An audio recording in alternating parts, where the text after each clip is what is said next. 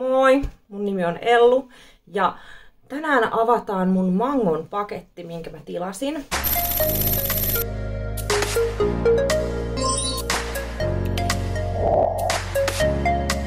Selailin Instagramia ja mä näin siellä semmosella naisella tosi nätin farkkuhameen.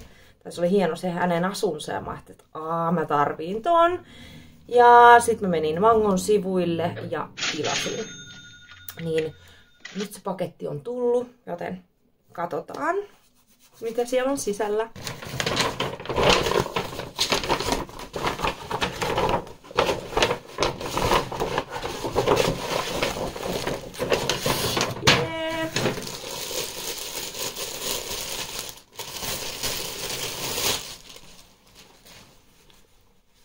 Se on tällainen. Mä otin koossa S, mutta vaikuttaa leveältä. Ei muuta kuin kokeillaan päälle. Eikä apua. Tää on ihan kauheen iso. Tän verran väliä.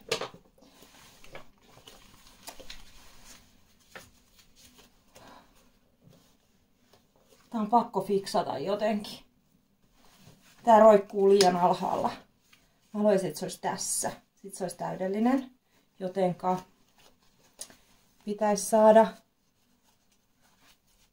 about ton verran pois. Ja sit mä voisin käyttää tätä. Mulla jäi nahat väliin. Noniin. Mä oon ihan kauhusta jäykkänä. Mä luulen.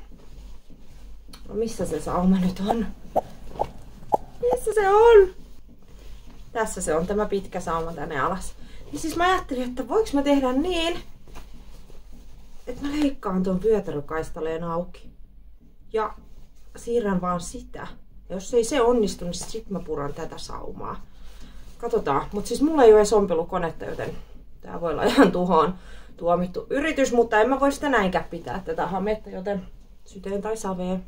Onneksi on ammattikorjaaja, että mä vien tän sit jollekin. No niin, leikataan.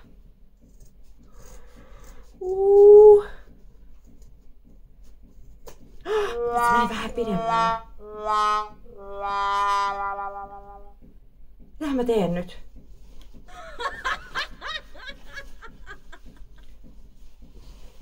Oh my god. Pitäisikö mun vaan ottaa jotenkin pois tota ja niin kuin vetää myös toi sauma tonne sisälle. Tekis niinku uuden sauman, mutta aika paljon saa ottaa kyllä. Tätähän oli niinku useampi sentti mulla niinku väljää, joten pistetään nyt vähän uppineuloja. Mä haluaisin tänään laittaa tän päälle, kun mulla on yksi meno. Ja mulla olisi tosi kiva neulekin tähän sopiva. Mä otan nyt ihan summan mutikalla, mitähän tässä olisi. Tässä on ehkä joku 3 senttiä. Varmaan joku 3 senttiä joo. Mitä mä nyt otan. Mä luulen, että se on jo aika hyvä.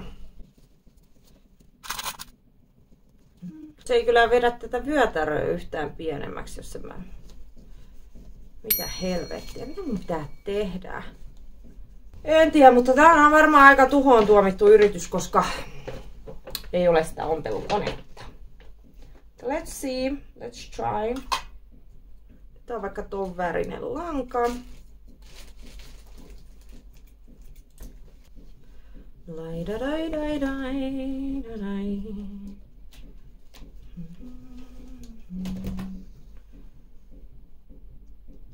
Tehdään ihan vaan tämmönen vaikka ensin tämmönen vähän löysempi ommel, niin näkee, että